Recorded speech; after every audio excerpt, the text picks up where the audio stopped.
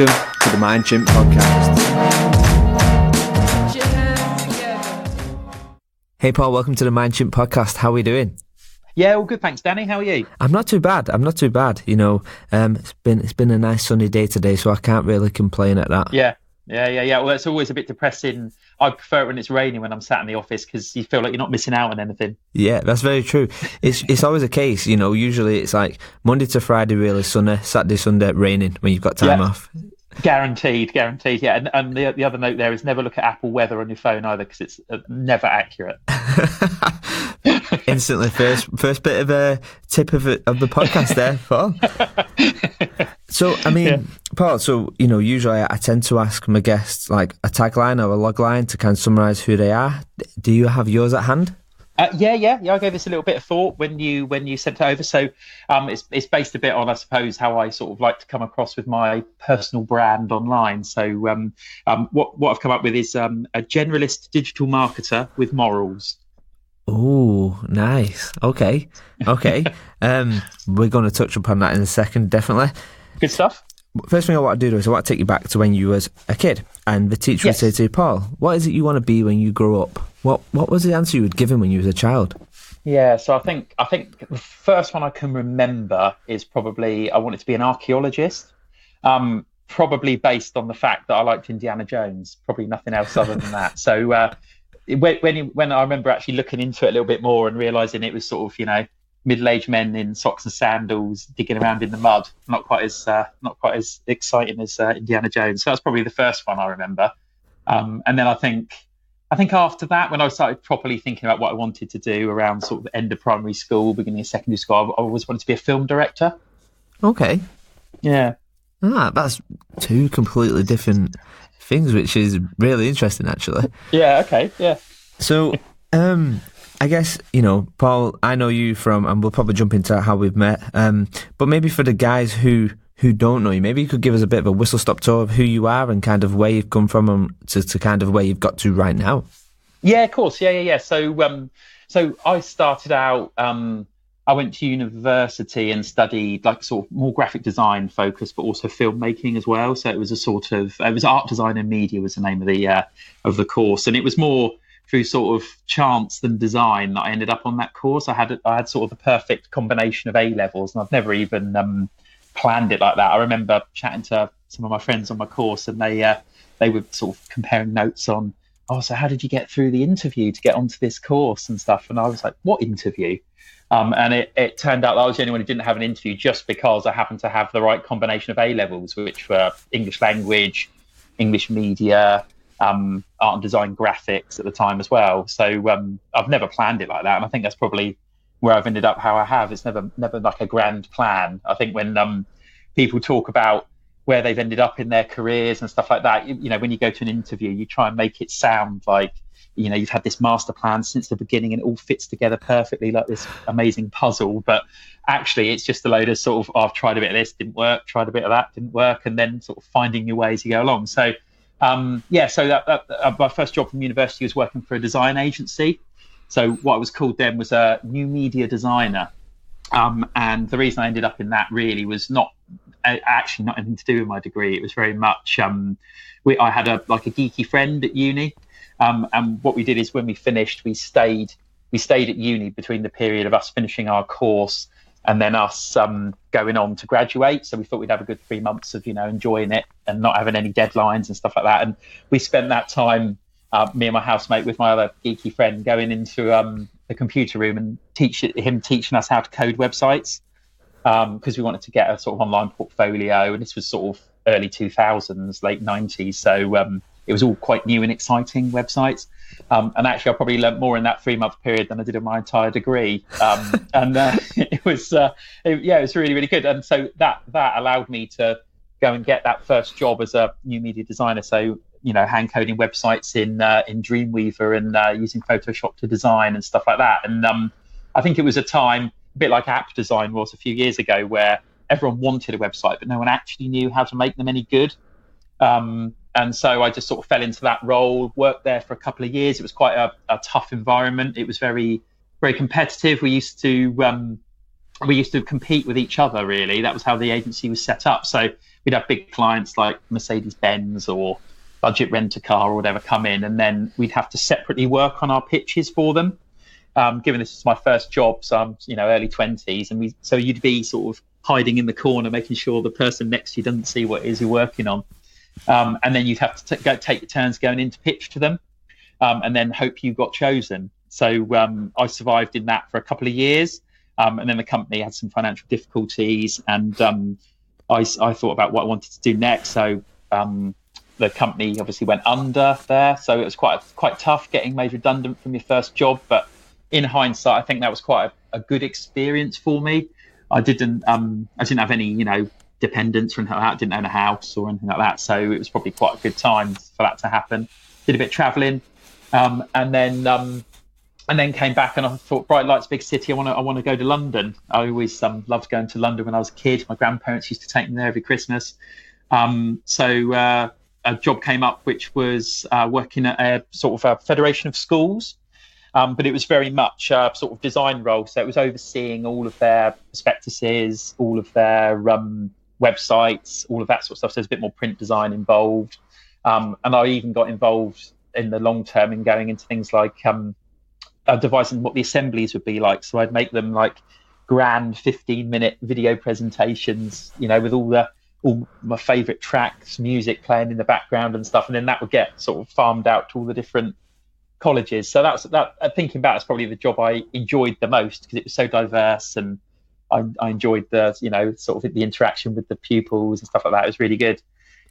Did that for about 5 years and ended up managing some staff. It became bigger and bigger. Federation grew. Met my wife there, and then we decided to settle down and move out of London. And I've got a job at university, so staying in education, but it was more focused on sort of print design and stuff. And then that's when I really sort of hit upon digital marketing, and that was a really steep learning curve. So I started off there as a sort of print stroke web designer, I would say, and moved right up to head of digital at the university. So that was University of Bedfordshire, and not one of the best performing universities, but what was good about it was that I got to really really try loads of different stuff. There wasn't, it was really really open, and you could just say, let's try this, and if it doesn't work, that's fine, we've learned something. So really enjoyed that. Learned loads, got loads of analytics, became massive. I was never very good at maths at school, so that was again a learning curve. And then moved on to my current job. So I'm currently working at a big FTSE 250 construction company, which again is similar, sort of similar in a lot of ways. More similar than I thought, actually, because it's quite a siloed organisation, a massive organisation. Like at the university, you have obviously careers, you have students, you have research, and where I am at the moment, there's loads of stuff going on there as well. So sorry, I've probably gone on a bit long there, Danny. No, not at all, not at all. And I guess I'm trying not to jump into this conversation too much, but of course, no, go for it. Before we jump in, so usually I ask my guests to pick. Let's go with four numbers from 1 to 100, please. Okay. Let's say 3. Okay. 22. Yep. 44. Okay. And 98. Awesome. They will all become clear later on down the line. Okay. All right. Cheers. So I guess, I mean, so for me, Paul, I guess, I came across you, I think it was at the Digital Engagement Conference. Yeah. I think I was doing a talk on how to use WhatsApp how to build communities for learning.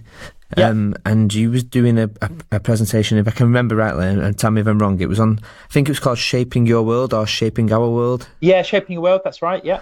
So that was it was sort of very campaign focused. So it was talking about some of the new technologies we'd use, and it was basically just in a couple of lines, but that was all about making the construction industry look attractive to young people, so sort of 11 to 15-year-olds, and the sort of campaign we'd launched to try and own that issue. So for me, it was really interesting. I guess one of the things which I come out, I was like, First of all, I need to get to know Paul a little bit more because that was awesome. Your presentation was brilliant. Your slides were different. It was enjoyable to watch. Okay, thanks, Danny. And then it was kind of one of them things where I've kind of always been saying how L&D should be looking at digital marketing and looking at, there's so much crossover and kind of how actually if them two, let's call them teams, work together, you could get really kind of specific and, you can do so much more, work so much more magic, I guess.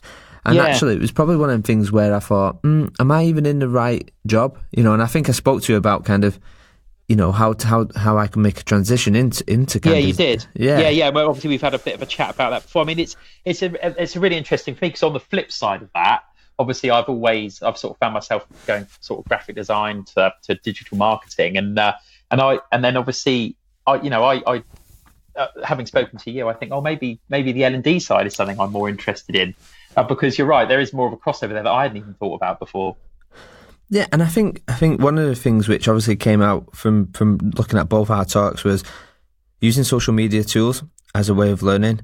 And actually, I'm doing a talk in June, and I'm talking about how the experience needs to be more like consumer grade technology, which I can jump on in a sec. But I guess maybe if you could, given. I don't know how sensitive this stuff is, but maybe you could maybe just share a little bit about what Shaping Your World was and how it looked and worked.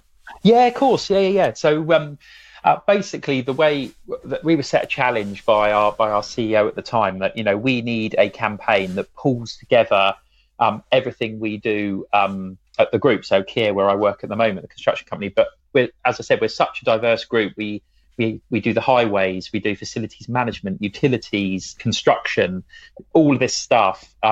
It's very hard to bring it together into one campaign.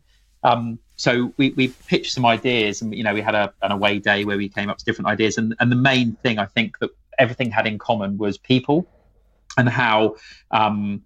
And I know this is true actually of a lot of industries. A lot of industries say, we have a skill shortage. Most people I speak to say, we have a skill shortage. But this is something where we sort of identified, and there was a report that had come out a few months earlier saying, we need to keep this built environment going with the roads and the infrastructure and the buildings that we need and maintaining them all. And there won't be the people in the future to do it because it's not seen as an attractive industry.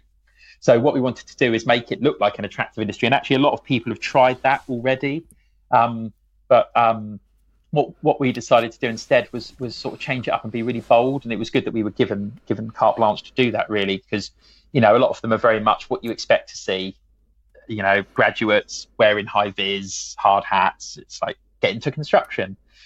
So we looked around and we looked for sort of ideas to sort of steal from other sectors, really. So one of them particularly was a campaign which Barclays had done. I think it was at a music festival whereby you could go in and answer some sort of questions about yourself, and it would spit out like a little fun avatar based on what you'd chosen as your choice. So we thought, that's quite a good little hook for to sort of gamify it a little bit and just sort of get people in. So that was the first stage of it, was to create this sort of avatar builder, and that was really, really fun because we'd come up with a sort of personality profiling quiz and it would tell you what sort of job you'd be able to do, but it would be a really fun cartoony character with really subtle bits of built environment. They'd have a little road sign necklace, or one of them had an Australian hat, like road cones hanging off it instead of corks and stuff. So coming up with all those ideas was really fun. And then what we wanted to do was sort of lead them through the journey of the campaign and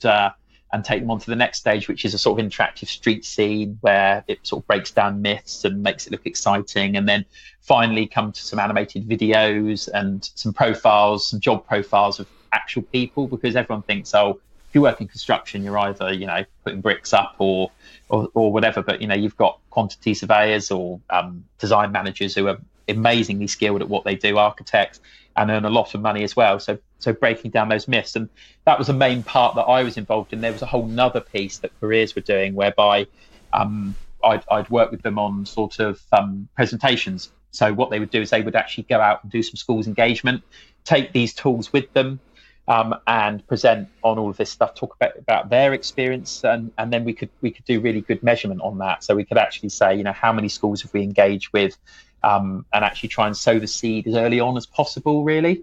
So and the first thing we did was launch a report. So basically say, this is the problem, and then obviously came up with the solution, which I've just talked about. So it's really interesting, this, because, from the key things which I remember, obviously, other than, your presentation, and, one of the things which stood out to me was kind of the use of, was it like, did you use snap codes and beacons and stuff? So at the time, what we decided to do is we wanted to sort of make it unique. So we trademarked it. So we thought, well, what are the latest, what are the latest trends that sort of age group are doing? And that was at a time when I remember talking to you about QR codes, actually. And I said, I loved your presentation, Danny, but I didn't like the QR codes. But actually, I'll take that all back. I apologise, because QR codes are big again, thanks to the latest Apple update on their phones.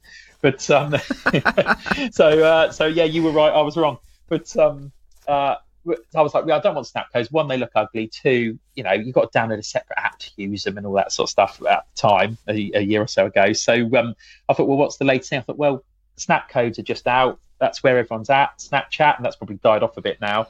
So what we would do is make it as easy as possible for that demographic, and obviously they would recognise that snap code. So the way we did it is we created what we called like virtual world plaques, and that was a literal plaque, like the blue plaques that English Heritage do. And on all of the projects that we delivered, we'd speak to the client and say, can we screw this plaque to the building? And we'd have no clear branding on it.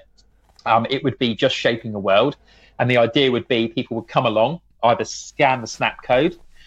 There was a URL on there as well. And we also had beacons in them, so that people with the beacons enabled on their phone, for example, if they had an Android phone, would walk past it and it would beep and it would say, interact with me.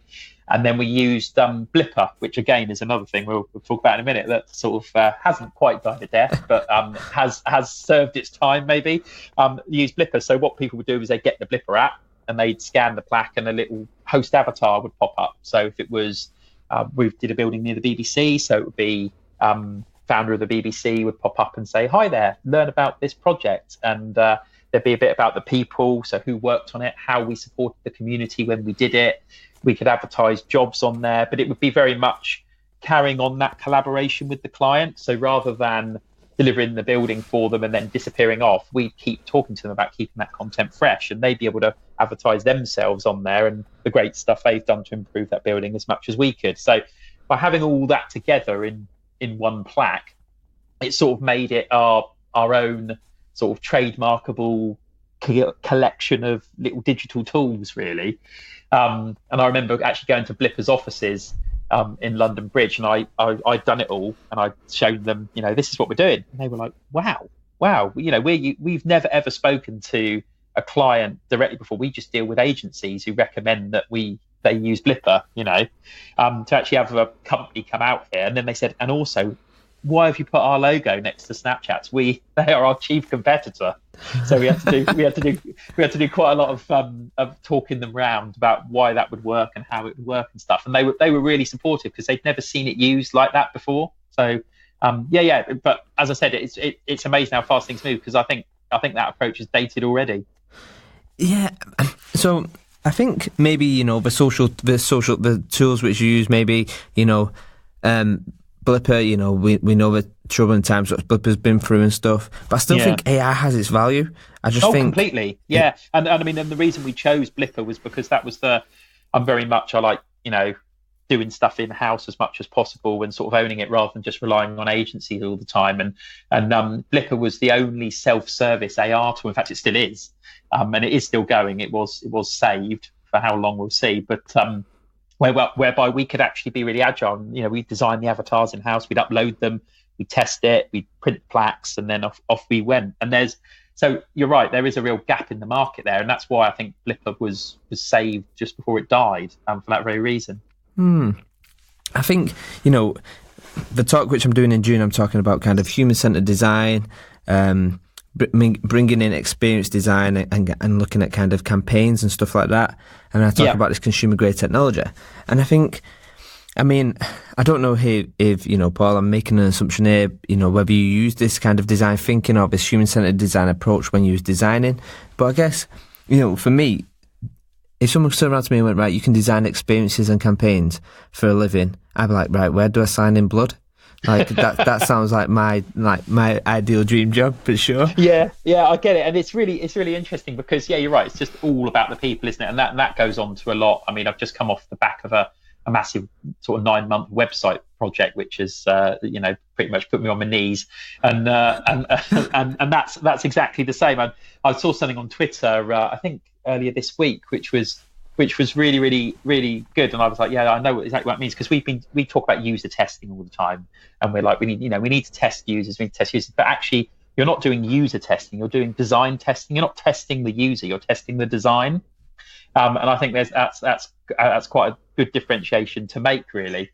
And it's about that constant feedback and that way people think and stuff. I actually went to an agency a few weeks back, and they pitched themselves as it's all sort of psychological design, and it's all about eye tracking software, but even more than that, all about persuading people to do things in different ways, and the way you move a button one place, or the way you slightly rephrase a word, or you reward people even though they don't realize they're being rewarded. And actually my wife talks about it sometimes. She's a teacher, and she tried this technique on me when we were first married, where she would ask me to do something and then she'd say thank you before I'd done it. And then I think psychologically you think, well, I've had my thanks, so I will definitely do it, because I've had my reward before I've done it. Do you know what I mean? And that's a technique she gets taught in teaching, and it took me a good few years to wise up to it. Wow. Okay, that's it's I mean, it's really interesting. There's a couple of books which just spring to mind, actually, thinking about it. There's one called Nudge. I'm not sure if you've heard of that. No, I haven't heard of that one, no. Nudge, it's about kind of, example being, when you're driving your car and the petrol light comes on. The petrol light isn't to say, petrol's running out. The petrol light is there to kind of change context, and nudges to say, oh, break what you're doing, your car's going to run out of petrol. And it's about that kind of building that habit, nudge, habit, change of context, go and fill your car up. Okay. But there's a couple of great books which is about kind of habit, and kind of how design and these kind of how like an infinite scroll now has got this kind of reward system and pinned in it, and how Facebook and stuff have these kind of little endorphin hits. But I'll send them over to you. Yeah, I think. Yeah, that'd be cool. I mean, it's the same. Going back to that car analogy, it's the same as the things that flash up telling you're going too fast. The ones with the smiley faces and the sad faces are so much. I think there's some sort of stat, isn't there, about how much they're so much more proven to work than the ones that just tell you're going too fast, if that makes sense. And my kids are the same. They see it and they see a smiley face and they sort of like, oh, well done. Because it's like, my dad's a good dad. He's going the right speed. Whereas if it's just telling you the number, it's a bit different. So it humanises it a bit. Yeah, no, definitely. I think a couple of months ago I was down London. I say a couple of months ago, it must have been about a year and a half, if I'm being honest.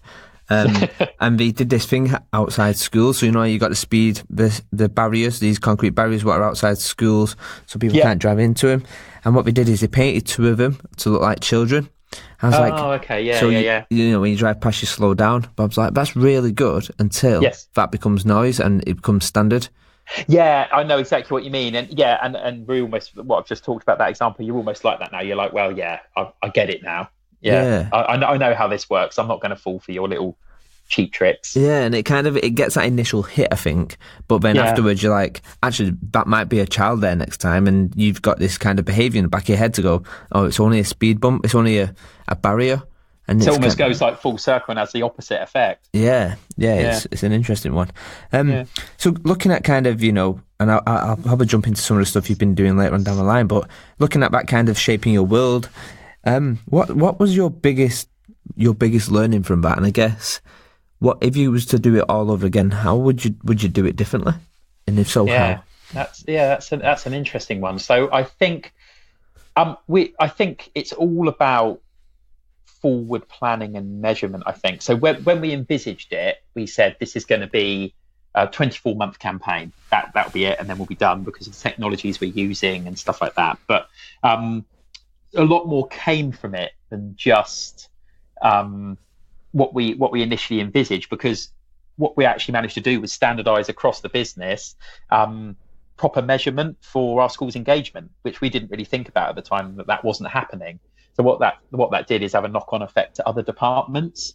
So I think early on is sort of engaging other people in the business as much as possible, and perhaps the type of people in the business who you wouldn't necessarily think you should. So we've seen it being used by sort of procurement. The procurement professionals are going out there and talking about it and sharing it and stuff like that. We never thought we'd engage with procurement. We're like, we just talk to the marketing people out in the business or the PR people out in the business, and that's it. But it's probably to spread your net further and wider, I think, is probably one of the main learnings. And as I said, I don't like the phrase future-proof. I think it gets overused. Nothing's actually future-proof, but being able to sort of refresh it and review it, because we all say it's like a website. We say that's a garden that needs constant tending, and we always talk about that. But actually, there is I've delivered that, and I can relax now. That's sort of a natural thing to say, like, I want to do that. You don't necessarily go along and keep refreshing stuff as you should. So probably being a lot more, and you lose a bit of enthusiasm. We're like, what's the next thing and stuff like that. So probably being a bit more planned from the beginning of, okay, we've said 24 months. What does 24 months actually look like, and not be so obsessed with launch. Hopefully that answers your question. No, definitely does. So I'm just going back to your tagline. So it was digital marketer with morals. Was it something like that? Yeah, a generalist digital marketer with morals. I think the generalist bit is quite important, because I've realised, obviously, the more I do, is that I'm sort of an expert in a couple of things. I would be so bold to say, but really a generalist, because I'm in house and I oversee all of digital marketing.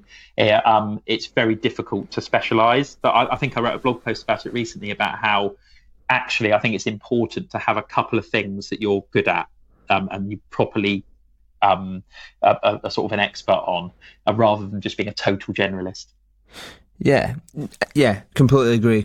I think, I have a good, similar to you, good few things what I'm skill set at, but then I'm kind of like got my fingers in other pies, and kind of just, I think it's good to keep these things bubbling and boiling up, just That's so you can stay on top of it more than anything. Yeah, exactly. Yeah. And with morals, explain that one. Yeah. So this goes way back. So marketing can get a bit of a bad rap, really, and you only need to talk about the awful days of search engine optimization, when I used to work in an agency where I used to sit next to the person who looked after SEO, and they just spent their entire day trying to sort of trick Google into getting stuff higher up on Google. Google's a lot better at not letting you trick it now, but they were little old tricks whereby you would write the text in the code, or you put it on the page and make it white, or the same color as the background, so that Google searches and brings you up to the top for that. And I remember sitting next and thinking, this isn't right. You shouldn't be doing this. This is not going to last. So that's where it first started. And I think we've all had it. We rely a lot on analytics to prove our point. And I've worked at companies and had people come to me and saying, this is what I want to prove. I want a good stat that makes me look good to prove this. And the old saying that you can make analytics prove anything. So it's about that honesty piece, I think. And just as you go through, just being as honest as possible about what is working and what isn't, because again, as you know, it's a bit of a cliche, but you learn more from your failures than your successes. And the other bit, I think, around moral piece and having morals, is working for a company that you feel is doing a good job, and actually believe in what they're selling and you believe in what they're doing. For me, I could never work at a company like a betting company or something like that. And I know some people can, and they can completely reconcile themselves to it, and easily look themselves in the mirror. But for me, it's about outcomes and seeing what you're doing, even though it's marketing and maybe it's not the core business of the business. There's people out there actually delivering the bread and butter stuff, having a sort of vicarious part in that. Right. Okay. That's interesting. I think there's there's something to that, about that morals piece, and that kind of, we have these personal morals, and it's hard, I guess, when you work. Sometimes I've worked with clients in the past where fundamentally it doesn't sit well with you. You kind of, it's like this goes against everything what I am about, and kind of, it's a tricky one. But I think the white text and the stuff in the code is so real. Oh yeah. There was all sorts. I mean, and obviously Google have properly wised up to that now, and fundamentally you just need to write good content, good accurate content. Really, obviously it's a lot more complicated than that, but yeah, it was all these sort of like nasty little backhanded tricks to get your stuff as high up. And I remember when I used to work at the university, we on the first day of clearing, we'd be bidding for the word clearing so that we'd end up top. Wow. But of course, we're bidding, on Google PPC, we're bidding against other rival universities who want that as well. And you can actually see how much we're paying for it. And you could be like, oh, we're up to like £8 a click now. And then we'd be like, oh, that's one of our competitors paying that. Let's get some people to click on it, cost them a bit of money, and mess up their pie chart. And I was like, we can't do this. This is like, but yeah, and then they'll be doing the same to us, and they'll be doing, and who benefits? Google. As you know, Google benefit from everything we do. Yes, we do. We do indeed. There's I read a great book recently called Everybody Lies. Yes, okay. Yeah. And it's a data scientist from Google. And he talks about the analytics of what Google can prove now, and he used this model of what he picked up at Google. It's a great book. He talks about how using analytics now, he talks about kind of this what the analytics show about, people's behind closed doors search information, and how you can predict based on analytics now whether a horse will win in a race due to its heart size. And it's really interesting book. Okay, yeah, no, thanks for that. I'll check it out. So probably gonna go with a couple of quick fire round questions here, and I say quick, they never are. So, but if you was to kind of describe what you do to a 3-year-old or a 5-year-old, let's go with a 5. How would you describe what you do to a 5-year-old? Okay, so I've tried this with my kids. I mean, I basically keep it as simple as I make websites, and they get that. They get, oh, you make websites. Obviously, there's a lot more to it than that. But yeah, that's probably what I go with, I think. Okay. Yeah. It's good. Sometimes simple is is definitely the best way to go. Yeah. So if you were to give a gift to a book as a gift to 5 people, what book would it be and why? Okay, wow. Mine would probably be a book called, I don't know if you've heard of this one, a book called Don't Make Me Think. Have you heard of that one? I've heard of it. I've not read it. Yeah, by a guy called, I think, Steve Krug. And that's a really, really good book. It's more about sort of web and mobile usability. But yeah, I just learned loads about that. I mean, it's what's really good is it makes it very, very simple to understand. It's one of those books that you read, you're like, well, yeah, of course that's common sense. Of course that's common sense. Do you know what I mean? And but I wouldn't have thought to write it down, and I wouldn't have thought to articulate it like that. Okay. Yeah, really good book. And it's not like a big hefty volume or anything like that. It's quite straightforward. Okay. I have heard of it. I think I've heard of it. I think I came across it. I was reading a book called The Design of Everyday Things, I think, by Don Norman.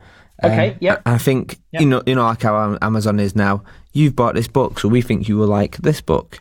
And I think I've heard it just by the title, but I'll definitely check that out. It's a good title. It obviously, it's one that sort of sticks in your mind. Yeah, definitely. I'll definitely put that on the old reading list. Okay, cool. So this can be kind of, advice what you've heard in recent or right back to the start of your career.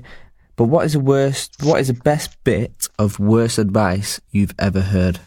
Best bit of worst? Yeah. What do you mean by that one? So, maybe it's a conversation what you've heard, but where you've heard someone go, here's a bit of advice for you. And maybe it's not you, maybe it's something you've heard someone giving advice to someone else.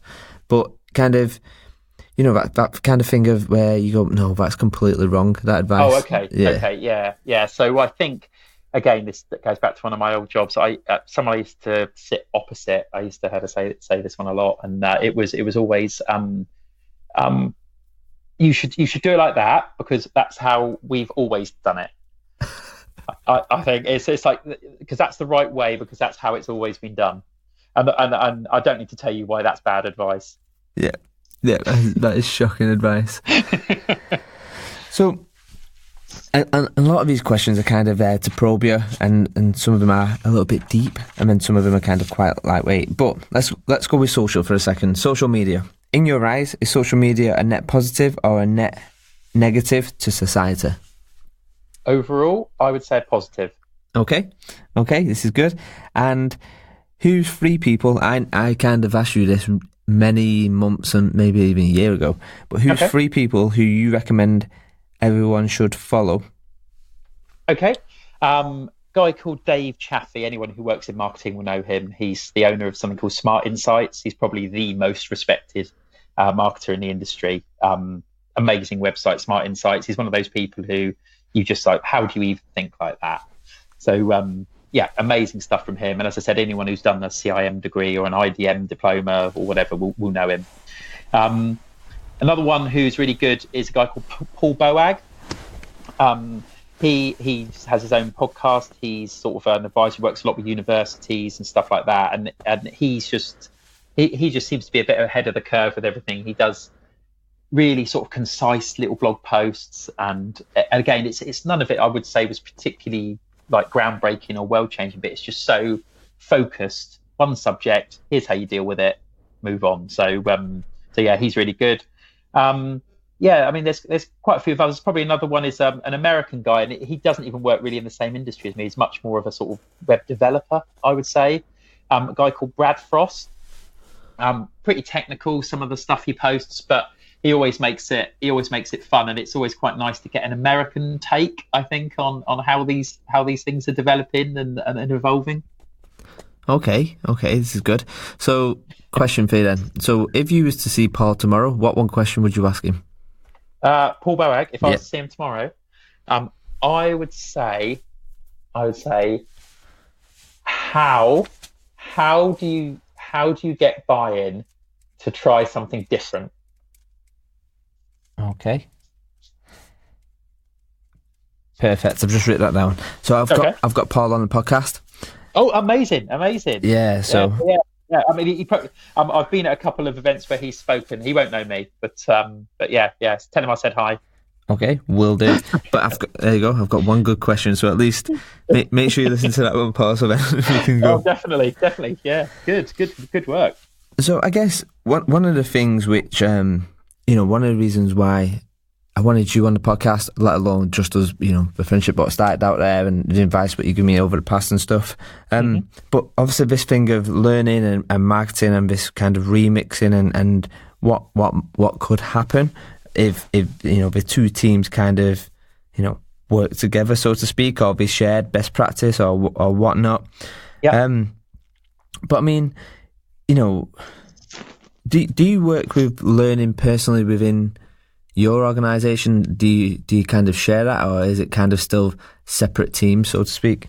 Yeah, I would say it's very, very separate. But what's really interesting is, and you've made me think quite a fair bit about this, Danny, is what I do obviously is learning and development a lot of the time, whilst obviously we're running external campaigns and we're getting analytics and seeing what's working and what isn't working. And so I don't really work directly with L&D. I would say it's very much up in the HR department. They deliver their sort of training and that. And in fact, I would probably admit L&D is not my strong suit at all, and you could give a much better definition of it than I could.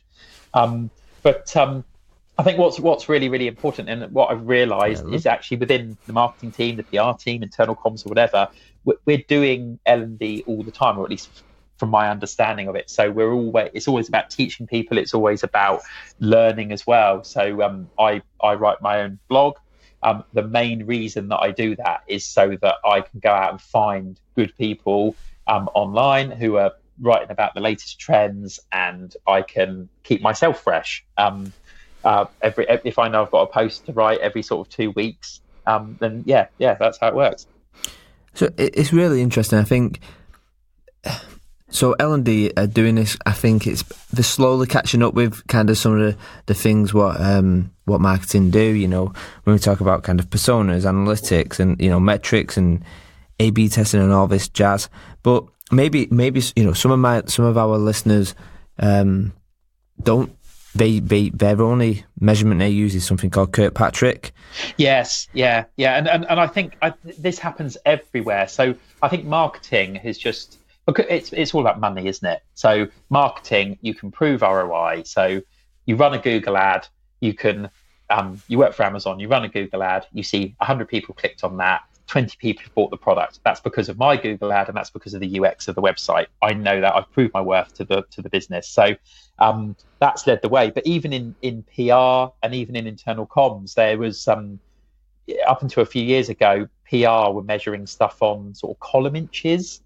This succeeded this because we've got potentially this many column inches, rather than this many click-throughs, people have dwelled on the website this amount of time, people have filled in this form, we've got lead data and that sort of stuff. And internal comms is the same. I worked with someone and I don't agree with it.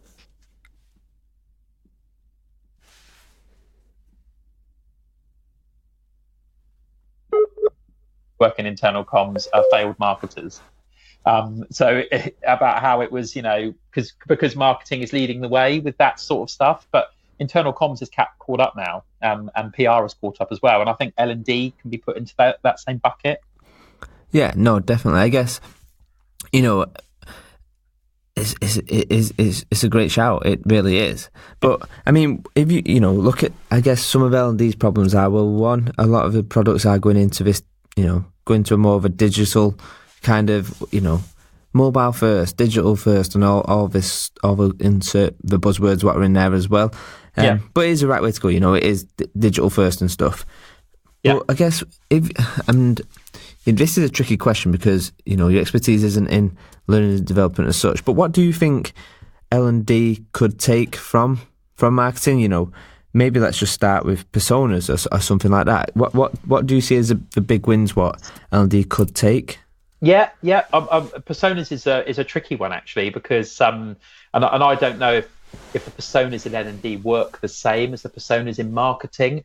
You would have heard this, I'm sure, but when we were working on our website project, we were looking at personas, and we were trying to categorize users and who would do what and who would act what, and one of the things that was told to us, and apparently I think it's probably quite an old anecdote, was we came up with a persona and it was a 60-year-old man. Have you heard this one? No. Okay, there's a 60-year-old man. He lives in the country. He has a roast dinner every Sunday. He walks his dog after that. And then that's your persona. But then obviously on the one hand, it's Ozzy Osbourne. On the one hand, it's Prince Charles. So sort of proving how personas don't really hold much heed from that point of view. So instead of personas, the way we did it for the website, it was just more around tasks. So it was around pain points and tasks, and why do I come to the website and what do I want to do, rather than that traditional persona. And you probably don't do that in N&D around, as I said at the beginning, you give them a name and an age and a demographic and a home life, because 40-year-old people act very, very, you can get mature 40-year-olds, you can get immature 40-year-olds. So that's my take on personas, really. Okay, yeah, let's do it this way then. So, so personas. So I guess so let's talk about A/B testing and I guess split testing. But I guess we have. If you look at it from an L&D point of view, you've got your digital resources. You have an LMS, a learning management system. Yep. You have some people are using web portals. Some people are using LMSs. Some people are using still doing classroom. And maybe looking at it from an A/B kind of point of view. Yep. Do you think there's any value to that for L&D? Oh, completely, because I would guess if you're sending out surveys or you're wanting people to complete complete online courses or anything like that, then A/B testing is absolutely essential, because it's all about constantly making improvements and constantly refining it to get a more accurate end result, or getting it, or your measurement might be around getting a certain number of people to fill something out or complete a training course in a certain amount of time because you want to decrease the drop off rate or something like that. So anything that's teaching you as you go along, positive or negative things, can only be good. Okay, so have you kind of with probably A/B testing, let's say, have you seen kind of anything in the past which has kind of helped you avoid a vital mistake? So the way I've used A/B testing is on emails, particularly, whereby you would send an email out to, I don't know, 10,000 users, and the first 500 would get one design, the other 500 would get another, and then the system works out which one is getting the most click-throughs, and then it sends that one. Then you do that again, so you slightly refine the design again, and the idea is you just keep iteratively making it better and better. So I've used it like that, and in a very similar way for landing pages on a website, so seeing which ones are working. If we move this button over there, are they more likely to click it? And you're learning about human behavior because you're like, oh, that's because of that. So I don't know if that answers your question or it ties into L&D. No, I think it's a really good one. I think one of the things we probably struggle on in L&D is the LMS. So basically, Paul, I'm assuming you don't know, but you probably do, and some of the listeners, what an LMS is. So basically, an LMS is a learning management system. Yep. And I've heard it. Yep. The experience is basically, let's just drop a load of content on there and assume that all our people are going to go on there. Nobody has ever said when they've joined a company, "Oh, I can't wait to get my hands on an LMS." It's a bit like an intranet. Yeah, I've never seen a good intranet. Have you? No, and this is exactly that. And I think because the person who built the intranet, or the person who built the LMS, they built it not from a user experience. They built it from this is a task and it's got to get there. Yes, yeah, exactly. And also, we have it all the time working in marketing and PR, and working for a company who are quite sort of technical in what they do. You're teaching people how to write a lot of the time, and you're saying, they send you a case study and you read it and you think, oh, this is pretty dull. And then you give them a call and you speak to them and something amazing pops out that they've been doing on that project. And you think, well, that's the hook. That's amazing. Why have you not thought to put that in there? Surely that's obvious. But it's just completely different ways of thinking. And in their head, they're just like, I'm technical. I'm speaking to a technical person who works in my industry. But all the different user types that you've got interacting with that LMS are wildly different to the people who made it, or even that entire department just thinking the wrong way. Yeah. This is where that human-centered design comes into place. Kind of completely. Yeah. Let me empathise and understand your frustrations more than anything. First and foremost. Yeah, it's all about, and that's what we started with the web project. It's pain points. What are your pain points? And everything I try to do online is just about being helpful. It's just be as helpful as possible and solve people's problems, because then you're writing good content, then you're doing good design, then you're doing good UX. So this kind of leads me beautifully into the other two things. So one of the things which I wanted to talk about is kind of segmentation, and then kind of content strategy, I guess. A lot of the time, we design, let's say we design learner journeys, and we go, okay, this is how a learner's going to go through there, and we're going to give them bite-sized bits of chunks of information and quite, we call edible content, bite-sized, whatever you want to call it. Yeah. And actually, how do you use and how can you see L&D using segmentation, and maybe talk a bit about the content strategy and how you come up with that? Yeah. So I mean, content strategy is a big thing, and even the word content, I personally don't like the word content. I think it was originally invented as a way for developers and coders to talk about everything that wasn't code.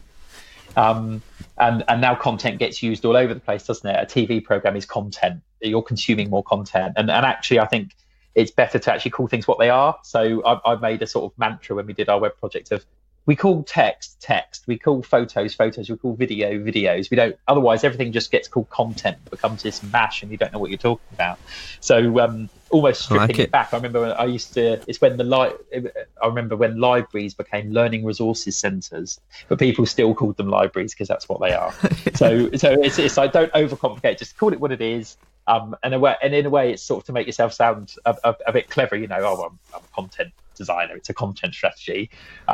That might be a controversial opinion, but I think it's easier to keep it as simple as possible. So it's a really interesting thing. So I've always one of the things I always say, and I get bored of myself saying it, is it's just everybody is different, and you know more about this than me, working in L&D, different learning styles and that sort of stuff. And I'm sure you've got an opinion whether or not that's a good thing. But it's like when you book a cinema ticket, you've got some people want to go and talk to someone in person and go and book it. Some people go up to the ticket machine. Some people still phone up. Some people do it online. Some people do it via the app.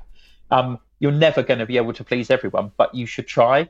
So it's about making it available in as many different formats as you possibly can, and cutting whatever you do in a different way.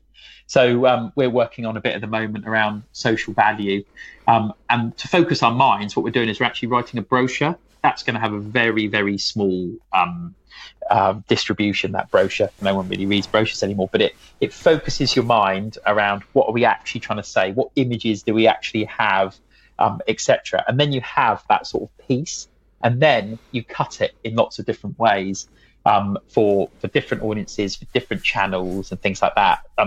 But my key one is one of my bugbears is when someone sends me a PDF and says, "Can you put this on the website?" And the comeback to that is, well, you go to watch Lord of the Rings at the cinema. You don't go and watch them projecting the book pages in front of you. It's a different medium. You should treat it as such. So that's my 2 pence on content. I probably haven't touched on strategy much. Well, to be honest, you've just nailed kind of L&D. A lot of time ago, here's a PDF. We want you to do something with it, and then it's like it's 25 pages, and it's a case of, right, well, no one's going to read that. Like nobody's got time. Time is the most valuable thing in this day-to-day world which we live in. Yeah. So why are you asking me to fix something and then saying, actually, but it's got to have this word in from page 27, it's got to have this page in from page 22.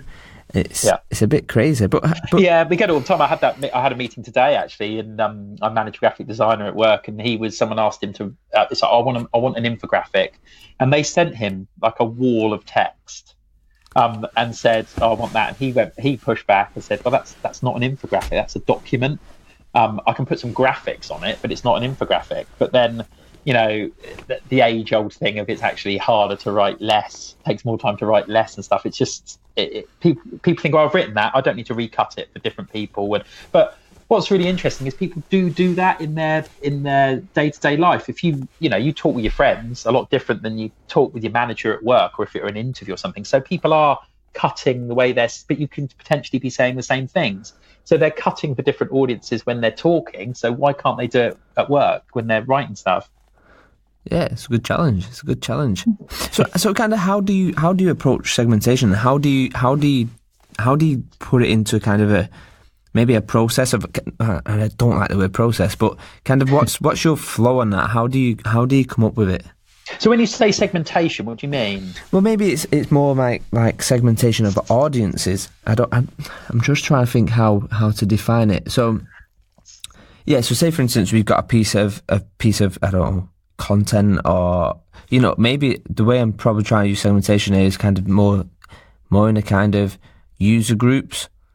I'm not really sure. Okay, yeah. So how do you split stuff out for different things? So yeah, I think a lot of it is driven by the platforms that you use. So when you say segmentation to me, what that means to me is around targeting, I think. So so when you're setting up a Google ad campaign, how do you segment your audience? How do you chop it up? So whether you do that geographically, whether you do that by age, whether you do that by behavior, there's lots of different ways, and it very much depends on the desired outcome. So at the university, what we used to do is we used to do a lot of Google advertising for our courses, and we would trial lots of different things. So we would look generally on that course, what geographical area do people who are currently on it come from? That gives us an idea of some targeting there to help segment it down a little bit. We'd even go as far as using what Google tells you about their other interests.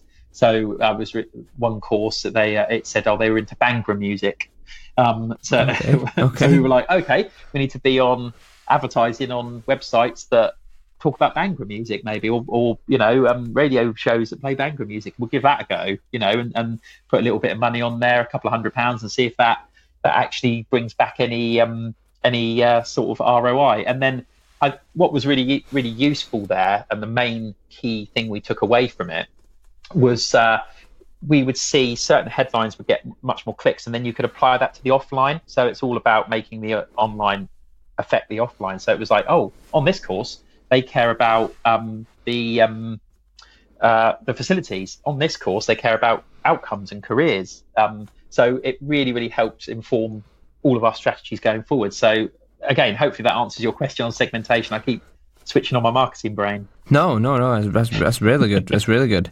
So I guess one of the things which I'm massively big on personally is kind of consumer-grade technology and kind of using social media as a learning tool.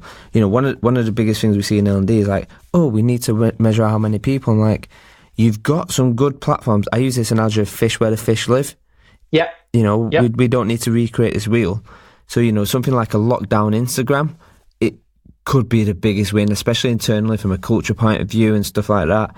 Yeah. But have you seen any great uses? And maybe we can mix this into a second part of a question, actually. Have you seen any great uses of social media as a learning tool? And actually, what's the best external campaign you've seen? Yeah, so I would actually go quickly internal. So if you use Microsoft Teams? Yeah. I don't really like Microsoft programs generally, but that I thought that's absolutely fantastic. I remember from your presentation you were talking about WhatsApp, and that basically is that. So what I've tried to do at work is I do like a Fact Friday. So I go on there and I put like every Friday on our internal team like a little sort of tricky little ninja tips. So here's how to easily steal images from a PowerPoint presentation. Here's how to remove the background of an image in one click without any special software and stuff like that. So that probably ties into a bit into L&D. So I find that works really, really well, and gets people are now like, oh, what are you going to do this week? And then so that's a nice. It's only a small thing, but I think it makes quite a big difference. And then other people can start doing that as well. Yeah, I mean, the first thing what tends to happen with me is I go into a client and we go, oh, we need an LMS. I'm like, no, what you need is you need a thriving community. Yeah, well, yeah, exactly, because that's like going to the doctors and say, I need this drug. Yeah, it's like, no, I'm the professional here. I will tell you what you need. If anything, you've self-diagnosed, and we have it all the time in marketing. I need a poster. I need a Twitter account.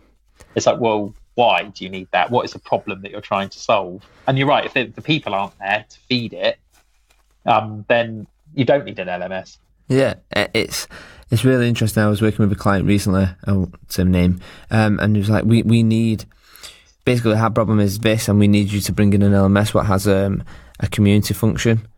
And I was like, okay, so tell me your problem. So he told me the problem. I said, oh, I can see you using Slack. Yep. That fixes your problems. Why are you with us? And he was like, yeah, but our business won't sign off on Slack. We're using it naughtily. I'm like, So you as a user, as a person, have already figured out the way around your problem, which tends to happen a lot of times anyway. Yes, yeah, and I've heard that as well. It's sort of like exactly. People, it's a conversation, and then they come to their own conclusion of what's wrong with them, for example. But it's an interesting one, isn't it? When people have sort of done all that self-diagnosis beforehand. Yeah, it's craziness. It's crazy. So going back to kind of external campaigns, what's the one what really stands out to you? Okay, yeah. I mean, I would probably say Shaping Your World, just because it was so massive and all-encompassing, and it was something quite different that we've run. In that it was somewhere where it proved to me that my employer will let us try something really different and be really bold and trust us. And I think for me, that's something that's really important in the workplace, is that you're given that autonomy. So many people I talk to don't have it, and sometimes you don't realise how fortunate you are to have a bit of autonomy to sort of fail. Yeah. I remember our previous employee, they had come up with this great campaign, and it was like really different. And the first thing the business turned around is, you can't do that. It's off brand. Yeah, exactly. It's internal brand anyway. It wasn't for external eyes. Yes, yeah, exactly, and that's just people finding the excuse to be risk averse, I think. Yeah, yeah, it Yeah, really is. yeah. Okay, so a couple more buzz questions. I just want Okay. to be mindful of your time, Paul, more than anything. No, it's all right. Yeah. Go for it. So let's just pretend you've bought 3 billboards. These can be digital billboards if you like, and you're outside a stadium, and 1 million people are going to see this billboard once you leave the stadium. What do you put on that billboard to it can be a speech, it can be an image, it can be whatever you want it to be, but what would you put on that billboard? Well, surely the best thing you could put on it, or at least a twist on, is video or pictures of the people who are looking at the billboard. Because if anything's going to get people looking at it, it's pictures of themselves. Okay. But whether what you could probably, I'm thinking out loud, but whether you could put a marketing-y spin on that, whereby you get some like these Snapchat filters where they make you look old or something like that, or where you sort of see yourself wearing the product that you're trying to sell, or something like that, or whether it's a video of the person earlier in the day who's passed and it recognizes them and it plays it back to them or something. I think as soon as you put up, you see it when you watch the football or whatever, don't you? As soon as people are on the camera, like, look, it's me. Yeah. I'm actually on the thing. So I think that's going to get more attention than anything. Love it. I think that's a great shout. So I guess when it comes to it can be your personal life, it can be professional. These questions can apply to whichever. But what's your biggest 80-20? So 80-20 being kind of, 20% of my contacts in my phone, I dial 80% of the time. The other 80%, I dial 20% of the time. So it's kind of like that one's true. Yeah. So kind of, what's your biggest 80-20 in your either professional or personal life? Like, what's your biggest? It's more like a life hack, I guess. Okay. All right. Okay. So I probably spend more time at waking hours at work than I do at home, but I spend more time I spend 80% of my time thinking about my home life and 20% of my time thinking about work. Don't tell my boss that. Okay. I think what that links into, I've got quite a big family. I've got 4 kids. So the thing there is, I always say, whenever I'm at work, I spend my entire time missing my children. When I'm at home, I spend my entire time trying to run away from them and get some peace. So beautiful. I love it. So I guess going back to this, and again, this can be personal life, all these questions apply to the same, but what's the top 3 digital tools you're using right now? And maybe it's digital tools or consumer grade tools, what people don't know about. I don't know. Take it however you like. Yeah, okay. I mean, this changes all of the time. So it's ones that are particularly useful for me at the moment, I would say. So we've started using a tool called Content Cal for our social media scheduling. There's probably loads of tools like it. It's quite a sort of cheap and cheerful tool, but it's been exactly what we need for our business. It allows a workflow, so we can actually approve posts as they go up. You can schedule stuff, and what it's meant is that we've been really able to empower the business more to feel like they own something, but at the same time not be so scared because they know it's going to be looked at and posted by professionals. So, and the best thing I think with any digital tool is if it can kill email and cut down on email, I'm using it. So so that works really, really well. Really, really good tool. 2 more do you need from me? Yep. Wow. Okay. So we're using a tool which you would have heard of. Anyone who's got LinkedIn would have heard of a tool called Lead Forensics. What that basically is it's a big online database of companies. You plug it into your website. It's really good. Working in a B2B business, it's really, really good. And what it does is it allows you to see the names of the companies who've been to your website, what pages they've looked at, how they got there. And so we can really quantify leads and plug that into our CRM. So we can say, you have business with this client, or you're bidding for work at the moment with this client. I know they've looked at 20 case studies on our site related to this bid work, and we can lead score them. So just that level of intel is absolutely brilliant as far as I'm concerned. Another tool, which is a really fun little one, you probably use it. Have you heard of Pocket? Oh yeah, I love Pocket. Yeah, amazing. I mean, it's like it was called something else before. I can't remember what it was called before, but yeah, it's just a great tool for just, I've seen that, I'll read it later, and then you can just get it on your phone and read it later with and you can categorize things, and you don't need an internet connection. Great, you're traveling. I'll catch up on Pocket. I do it all the time when I write blog posts. I'm like, oh, that's interesting, and come back to it later. So yeah, they're probably the top three at the moment. Awesome. And it's good that you've got children, but I mean, you can apply it to your children or not to your children. But if you was to give a gift to a child, what gift would you give and why? Wow, that's a tough one. If I was to give a gift to a child, this is going to sound a bit corny, but I would say time. Okay. Yeah. So time, i.e. my time, I would say, So yeah, I think that's probably the one. Beautiful, I like it. Time is one of them things where you can never ever get back. So I think it's literally the most valuable thing you can give. Exactly. Yeah. Okay, here's a deep one for you. Do you like yourself? Do I like myself? So that's yeah. So okay. So I would say I'm my own worst critic. My wife would say that as well, that I am too hard on myself. I would say that the main problem I have, and whether or not you feel like this sometimes, is I fluctuate between sometimes thinking I'm pretty good at this, particularly at work. I'm fine, overconfident. I know my stuff. I'm hitting all my ROIs. I'm hitting all my stuff. I'm amazing. And then you have I'm making this up as I go along. What if someone finds me out?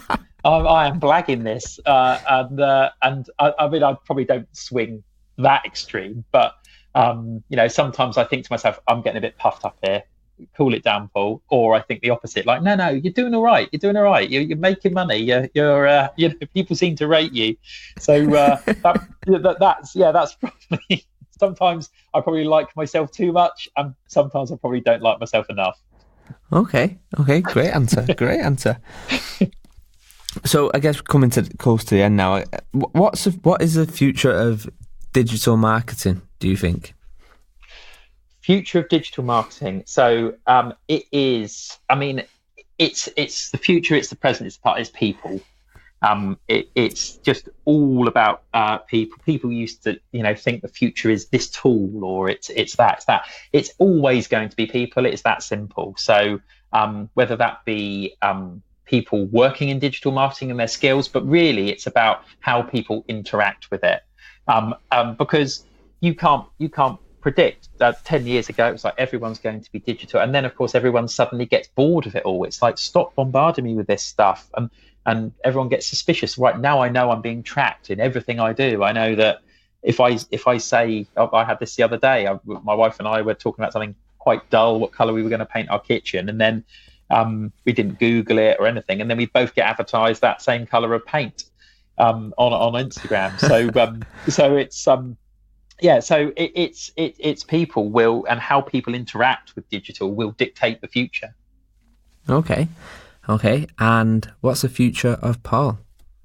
Future of me? Well, actually, so his hot off the press, I actually handed in my notice yesterday. So my current employer. So I have just taken up a new role at the Royal Veterinary College, heading up their digital team. Wow. So I'm going back into education. So exactly as I was saying earlier, feeling that I'm working somewhere that's making a difference.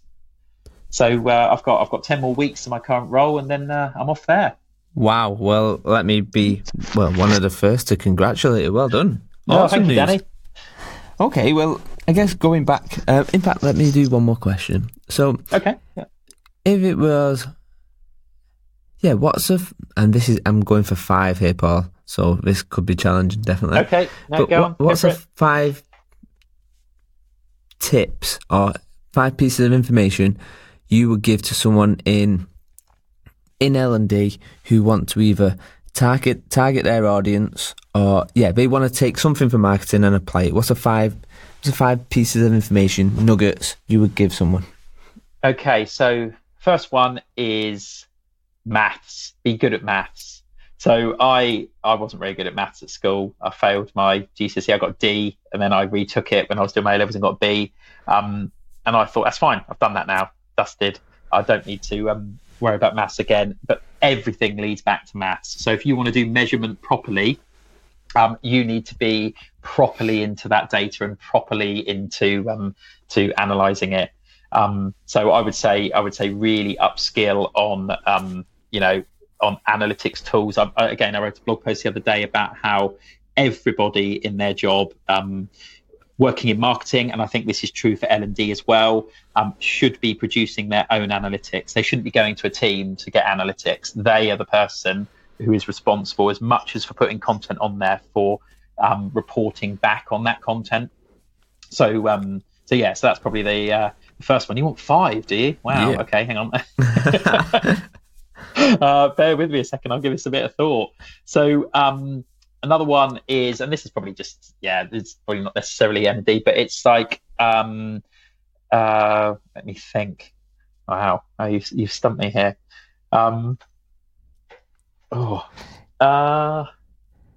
So tips from marketing. So what you're saying is what works really well for marketing that you need to learn about? Yeah, I guess, it's kind of what can we nick from marketing? And it doesn't have to be L&D, because you might not necessarily know the L&D world, but what's the 5 tips you would give to for marketing? In fact, let's rephrase it. What's the 5 things what prove the most value for you in digital marketing? Okay, yep. So one of them is skills transfer, I would say. So never ever be afraid to share what you know, because it's because you think you're going to be ripped off or plagiarized or whatever. Because it's one thing telling somebody how to do things; it's another thing actually doing it. So make sure you're just as open and honest with your colleagues as possible. And I've been fortunate to work in industries where that's happened. Even though we're competitors, we actually share best practice with each other, rather than keeping your cards close to your chest. So I think that's a really important one for marketing and for digital, because if we all just want to get better together. So one of those around skills transfer. I mean, digital, as I said, just comes back to analytics all the time. So improving, and that's why I think digital marketing in particular is sort of seen this massive rise, because it's like, well, finally we can prove something. We can prove that stuff works. So I'm going to struggle with 5 here, Danny. Okay. Okay, when it comes to campaigns, when you design your campaign, what is the one thing which maybe we can use it on the shaping your world? Yeah. Maybe we can apply it to that. But what's the one thing you kind of took from that where you think, wow, I didn't see this, and then now I've seen it, it's really valuable. I guess let me put it into my context to kind of see if that helps. But for example, so that's probably around. It's around keeping stuff fresh. It's around sort of constantly tending that garden. As I said, it's like it's never a done job. So and the struggle there, I suppose, can be to keep up the enthusiasm. If you've worked for 9 months on a web project and you've hit the go live, and then you're like, right, now is actually the beginning. Now we start getting the stats in and working out what is working, what isn't working, what we need to tweak, getting feedback from the business and that sort of stuff. It's difficult to sort of find that energy to do it. But I mean, that's why, as I said, I've dabbled in print design and stuff like that. That's what I really love about digital marketing, is that it's not about, it goes back to that time piece. You haven't wasted your time, because you are learning the whole time. So if something falls flat, it's like, that hasn't been a waste of time, because I'm getting feedback on that. I know some people have jobs. My brother used to work in a temping job where he was in a projects team, but never ever. So they pitch projects, and then the projects would never happen, and then they pitch another project and the project never happened. That's the worst job I can imagine, where you don't have any end product and you take nothing from it. Yeah, no, definitely. And I think I will help on this one and fill one out. I think everybody should check your blog. I mean, I learned so much of it when I came across it. some of the things that you put on there, kind of top tools for 2019. Yep. There's just a wealth of knowledge what you've shared. So okay, thanks, Danny. As I said, sometimes I feel I'm a bit of a generalist on there, and it's like, oh, if anyone, I write about search engine optimization. If anyone who's an expert in that will think, yeah, okay, this is pretty schoolboy stuff.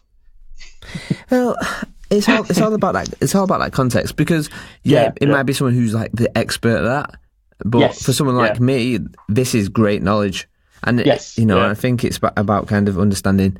People will come there in your industry, and people come there who's not in your industry wanting to understand it.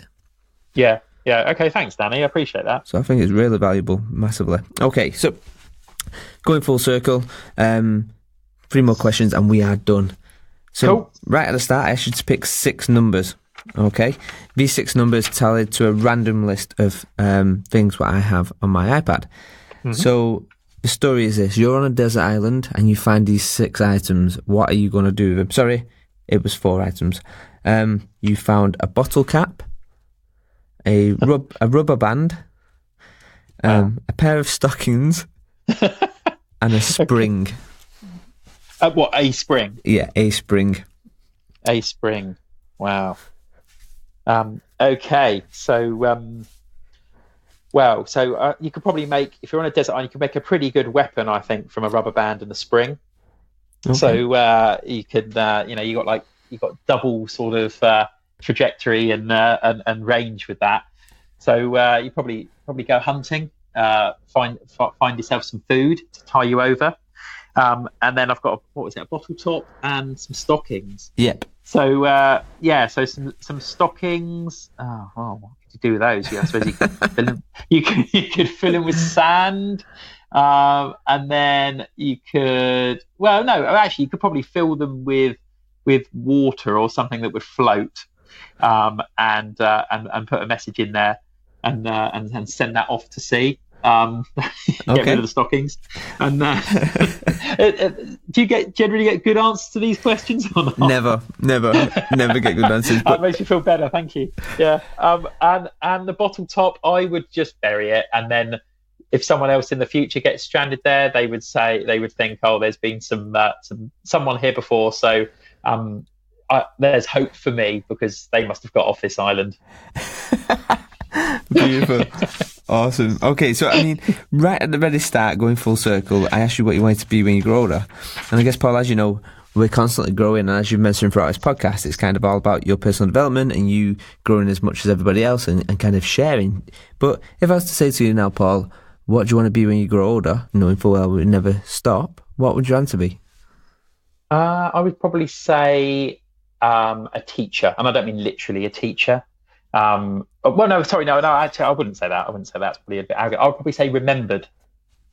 And I would say a lot of what I do, and part of this is the reason I blog. Part of this is the reason at work I try and interact with lots of different teams and stuff. It's all about that sort of, what do I call it sometimes, an immortality complex.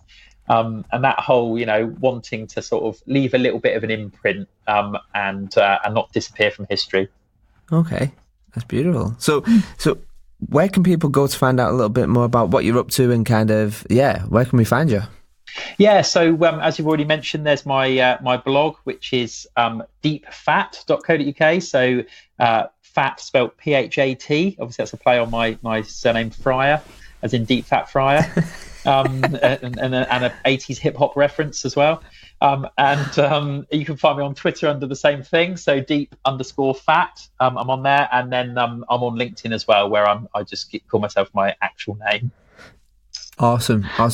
Well, listen, Paul, let me take a time out to, again, really appreciate you helping me when I've had questions or kind of like need a better understanding of something. It's really, I personally appreciate it.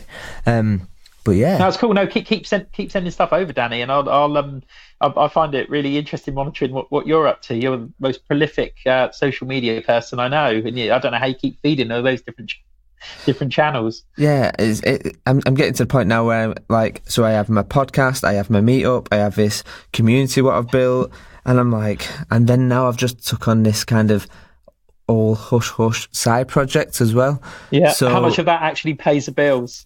Realistically, none of it right this second. I think. Yeah. That's good going though. As I said, I always think, I need to be putting more stuff out on social media, but then you think, well, I don't want to be like rah, look at me. So what I tend to do is sort of I keep like notes for my blog on my phone, and I wait for it all to sort of come together and tie themes up, and then write more long form and have that focus time rather than doing it little and often. But I admire that you're producing that much stuff. Awesome. That's good. I like that. Thank you very much. It's Paul. Well, yeah. Thanks for coming on the podcast. That's okay. Yeah, thanks very much for having me. As I said, not as an L&D professional. Hopefully, I haven't kept going off piste and talking marketing. No. I think everybody who will listen to this will appreciate it and get a lot from it. Definitely. Cool. Thank you, Danny. Cheers, Paul. Okay. Cheers, mate. Enjoy seeing you. Bye-bye. Okay. Bye.